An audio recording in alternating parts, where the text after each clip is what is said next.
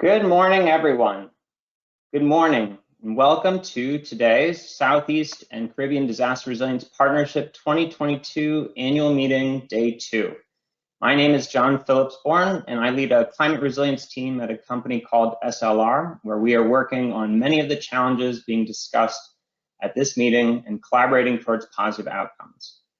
I'm also currently serving as the Vice Chair of the SCDRP, and I could not be prouder of the work that this partnership is doing and of this top-notch annual meeting that has been crafted.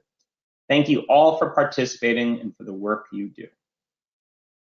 So we have an amazing Day 2 ahead of us, but first let's go over some brief logistics on how to engage using GoToWebinar. Lindy, can you move forward? So, as you can see on the screen in front of you, on your control panel, you should see these icons. If you have a question, type it in the question chat box. You may not know this, but this is being monitored, and your questions will either be answered or shared to the group or speakers. You have also been purposefully and magically muted. However, if you need to come off of mute to ask a question, please raise your hand using that icon. And that's the icon that you see there underneath the tablet. Next slide. So this is our first year with sponsorships for the annual meeting, and we're grateful to these organizations for supporting our efforts. Without their support, we wouldn't have been able to draw in such an incredibly talented field of speakers. So many thanks to SLR Consulting, our silver sponsor, as well as the Puerto Rico Sea Grant, IEM, and PNC Bank, our bronze sponsors. Thank you all so much. An additional thanks to our sustaining members whose contributions have helped to strategically build the SCDRP and provide critical support to maintaining this excellent network of resilience, recovery, and adaptation professionals. This is also the first year we've had higher level memberships, and we're thrilled at the support our community across the region has shown for this partnership. If this sounds like an exciting and something of interest to you or your organization, we'd be very interested in speaking with you. And if you want to learn more, please don't hesitate to reach out to us.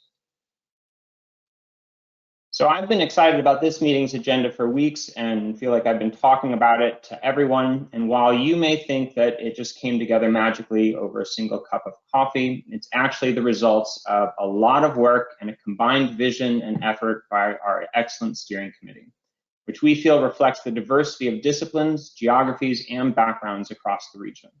So thank you to each and every one of the people listed here for your contributions to this event.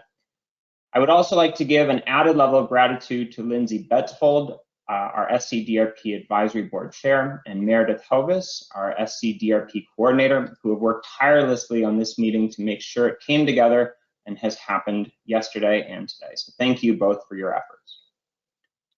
Finally, I would like to recognize the year-round volunteer efforts of our very dedicated and involved advisory board and thank them for their commitment to this partnership and to their commitment to enhancing and expanding disaster preparedness and resilience throughout the Southeast and Caribbean. Thank you all.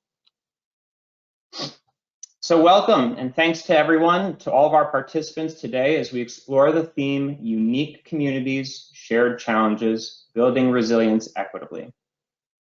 Each session has been challenged to address both local community and equity aspects across their topical focus. We've worked hard to craft the content of this meeting to build capacity of the wide variety of resilience and recovery professionals that engage in the Southeast and Caribbean Disaster Resilience Partnership.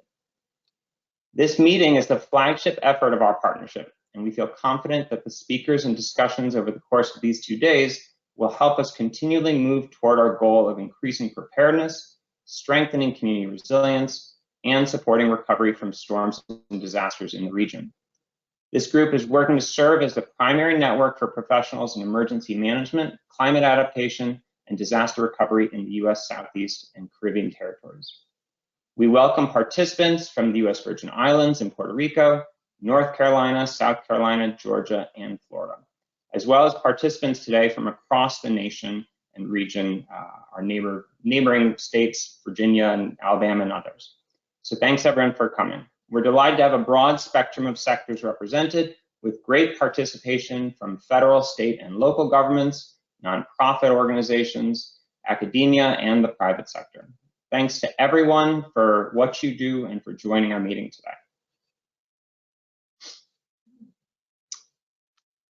So before we kick off into today's agenda, I wanted to give a few highlights from what I thought was just an amazing, informative, thought-provoking, motivating day yesterday. Hopefully some of you on today's call were there yesterday, and for those that weren't, I think we are going to have slides available in the near future. So in the first session, we heard updates from across the region, which is always great because this is an annual thing that occurs in our annual meetings. And so we heard from representatives from the US Virgin Islands, Georgia, North Carolina, South Carolina, Florida, and Puerto Rico. And the feeling that I walked away from after these presentations was one of progress. Progress is absolutely occurring across the region, and it's occurring across communities, infrastructure, and the environment, and it's coming in different forms. We heard about policy and executive action, the creation of new offices. We heard about much planning going on and project design, some of which is starting to translate into implementation. So certainly, since our last annual meeting of 2021, much has occurred throughout the region. In our second session, we learned a lot about resilient infrastructure, and what I really liked about these presentations was that they looked across hazards and covered a multitude of sectors and disciplines, including science, design, and engineering, building codes, and even a presentation on law and the legal ramifications and implications. I think it served to me as an important reminder that resilient infrastructure requires much more than just physically building something. We then had a truly special session as we were given an in-depth view into the what, how, and why of the 5th National Climate Assessment, and also an opportunity to directly engage with the authors of the Southeast and Caribbean chapters. We had a fun Menti survey experience in which we were able to see that input was being provided from each state and territory representing the SCDRP, and I felt that it was both a great opportunity to contribute to those chapters, but also a great representation of all that is occurring and some of the thoughts and contributions and questions that we're grappling with and contributing to here in the region. Finally, we concluded the day with an inspiring session on tools, strategies, and techniques to empower communities to equitable and inclusive resilience planning. Caroline Lewis of the Clio Institute kicked off the session with a rousing call to engage and to build urgency and agency in everyone. And I think each speaker after seemed to heed that call, that we are all educators in this important and vast field of work. So as a steering committee, we set out to develop an agenda with sessions that brought new ideas and updates to lasting and evolving challenges. And I think day one was a success towards that objective. And I hope all of you that participated yesterday would agree. Looking at day two's agenda, I'm confident that this will continue. We're going to start the day with a session on extreme heat impacts on health and communities, followed by a session on funding resilience in smaller and underrepresented communities. Then we have a great session on managed retreat and climate migration, and conclude the day with a session on nature-based solutions for climate, disaster, and community resilience. And I hope you will all stay to the very end.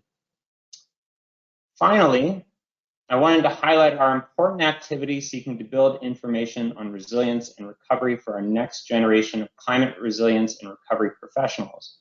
So in your chat box now, you should see a link that Meredith has posted to a Padlet. And this is a comment board. It looks like what you see on your screen, and it gives you the opportunity to answer these questions, provide some of your input and experience so that others may gain from that and learn from you. I certainly remember when I started working in this space and knew very little, and while I'm still learning, I know I had a lot more to learn at that time. And so as you think back and reflect on the work that you do and what might be helpful to impart upon others, please do offer and provide input there. This afternoon, Meredith will be reporting out on some of these findings and how this is going to be put to good use. So again, thanks to everyone for joining, and I hope that you all have a great day too at the SCDRP annual meeting.